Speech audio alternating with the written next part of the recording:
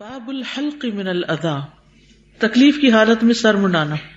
حدثنا مسدد حدثنا حماد عن ایوب قال سمعت مجاہدا عن ابن ابی لیلى عن کعب هو ابن اجرۃ قال اتى علی النبی صلی اللہ علیہ وسلم زمن الحدیبیۃ۔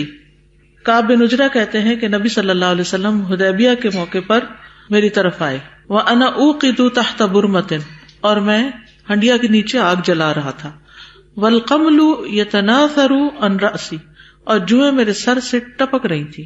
فقال ایؤذیک حوامک، آپ نے پوچھا یہ کیڑے تجھے تکلیف دے رہے ہیں؟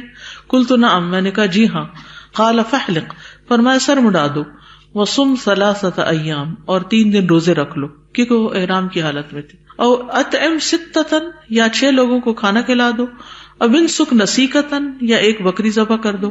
قال ایوب لا ادری بایتہن بدأ، ایوب جو راوی ہیں حدیث کے وہ کہتے ہیں کہ مجھے یہ نہیں معلوم کہ انہوں نے کون سی چیز سے آغاز کیا، یعنی پہلے کیا حکم دیا۔ تو اس سے یہ پتہ چلتا ہے کہ احرام میں عذر کی وجہ سے سر منڈوانے کا جواز موجود ہے، لیکن اس کے بعد پھر فدیہ یا کفارہ یہ دینا ہوگا جس کا اوپر ذکر ہے۔ تو ترتیب اس کی کچھ یوں ہے جیسے قرآن مجید میں آتا ہے ففدیۃ من صیام او صدقۃ او نسک، تو ان 3 میں سے کوئی بھی ایک چیز کی جا سکتی ہے، روزہ یا صدقہ یا قربانی۔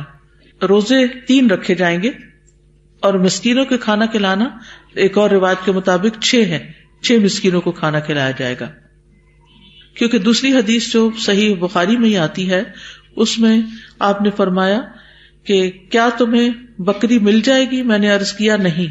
آپ نے فرمایا پھر 3 دن کے روزے رکھو یا 6 مساکین کو کھانا کھلاؤ، ہر مسکین کو نصف سا دو، ٹھیک ہے؟ آپ نے مقدار بھی بتا دی کہ کون سی چیز کتنی کی جا سکتی ہے، لیکن یہ مقدار قسم کے کفارے کے برعکس ہے۔ قسم کے کفارے میں کیا ہے؟ فَكَفَارَتُهُ إِطْعَامُ 10 مساکین، ٹھیک ہے۔ اور یہاں پر نسک نسیکہ کے جو لفظ آیا ہے یہ 1 سالہ